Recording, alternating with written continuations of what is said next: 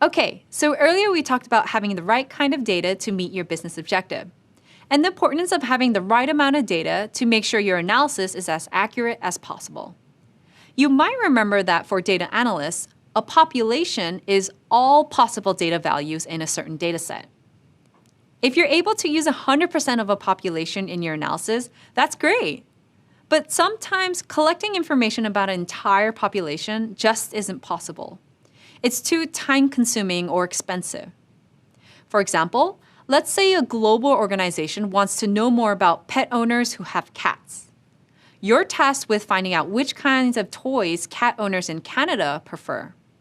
But there's millions of cat owners in Canada, so getting data from all of them would be a huge challenge. Fear not. Allow me to introduce you to sample size. When you use sample size, or sample, you use a part of a population that's representative of the population. The goal is to get enough information from a small group within a population to make predictions or conclusions about the whole population.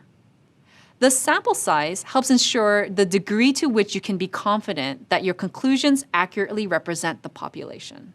So for the data on cat owners, a sample size might contain data about hundreds or thousands of people, rather than millions. Using a sample for analysis is more cost-effective and takes less time. If done carefully and thoughtfully, you can get the same results using a sample size instead of trying to hunt down every single cat owner to find out their favorite cat toys. There is a potential downside, though. When you only use a small sample of a population, it can lead to uncertainty. You can't really be 100% sure that your statistics are a complete and accurate representation of the population. This leads to sampling bias, which we covered earlier in the program. Sampling bias is when a sample isn't representative of the population as a whole. This means some members of the population are being overrepresented or underrepresented. For example, if the survey used to collect data from cat owners only included people with smartphones, then cat owners who don't have a smartphone wouldn't be represented in the data. Using random sampling can help address some of those issues with sampling bias. Random sampling is a way of selecting a sample from a population so that every possible type of the sample has an equal chance of being chosen. Going back to our cat owners again. Using a random sample of cat owners means cat owners of every type have an equal chance of being chosen.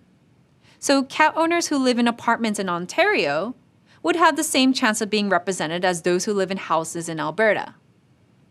As a data analyst, you'll find that creating sample sizes usually takes place before you even get to the data.